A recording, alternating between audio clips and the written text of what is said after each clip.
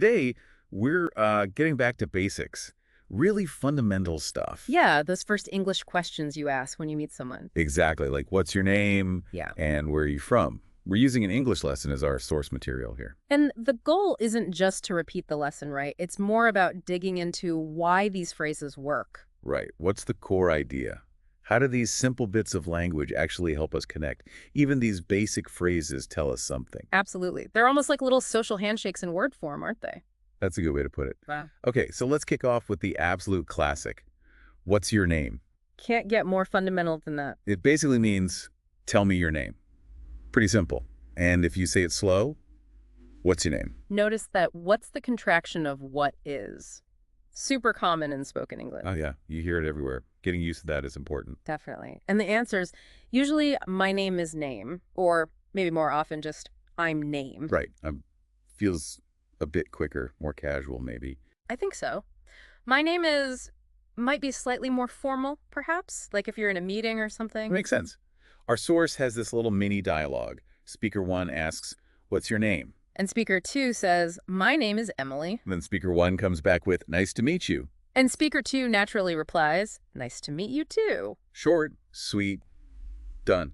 You've made contact. And that nice to meet you part, it's almost automatic, isn't it? It's like an expected response. Yeah, it signals, okay, we're having a polite interaction here. It keeps things friendly. Exactly. It smooths the social gears. And one thing our source really pushes is actually seeing your own name out loud in English. Mm-hmm.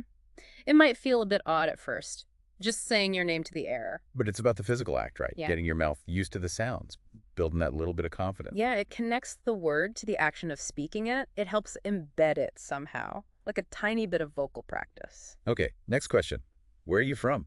Another cornerstone of first meetings. Yeah, this one's asking about your origins. Which country or city do you come from, as the source puts it? And slowly, that's where are you from? Did you notice the little stress on from at the end there? Yeah, and that's typical for these one questions in English, isn't it? Yeah. The main question word often gets the emphasis. It guides the listener. So typical answers given are things like, I'm from India, or I'm from Saudi Arabia. Right. Maybe I'm from the Philippines. And the idea is for the listener to slot their own place in there. I'm from Right. wherever. Yeah, it's interesting how much you can potentially learn or share with just this one question. Totally. It can open doors, find common ground, maybe, or spark interest in different places. It's quite efficient. Our source gives another example dialogue. Speaker 1 asks, where are you from? Speaker 2 answers, I'm from the UK, but then crucially adds, and you. Ah, yes. Turning the question back. Keeps the ball rolling. Speaker 1 then says, I'm from Canada. Followed by a simple, that's nice, from speaker 2. And a thanks. Back. It shows that back and forth. That, and you, is so important for making it a real conversation, not just an interview. Shows you're interested too. Definitely. It signals reciprocity. And again, the advice is, practice saying, I'm from your place. Say it out loud. Get comfortable with it. The more you say it, the less you have to think about it when you're actually talking to someone. Makes total sense. You want to just roll off the tongue. Think about where you'd use this. Conferences, travel, online chats. It's useful almost anywhere you meet new people. Okay, so let's put these two pieces together. How do they flow? Our source gives examples like, my name is Ali, I'm from Dubai. Or, I'm Sarah, I'm from Lahore. See how they just connect naturally. Yeah, it's smooth. A simple, complete introduction. That's what you're aiming for. There's also a slightly longer version. Hi, my name is Ahmed. I'm from Karachi, Pakistan. Nice to meet you. That one feels really complete, doesn't it? Got the greeting, the name, the place, and the closing politeness. Yeah, the hi at the start and the nice to meet you. At the end, really frame it nicely. Makes it friendly. Definitely sounds welcoming. All right, let's focus on just saying these key phrases clearly. Pronunciation practice time. Good idea. Let's list them. First, what's your name? Get that this sound in what? Then, my name is. Or just I'm. Next, where are you from?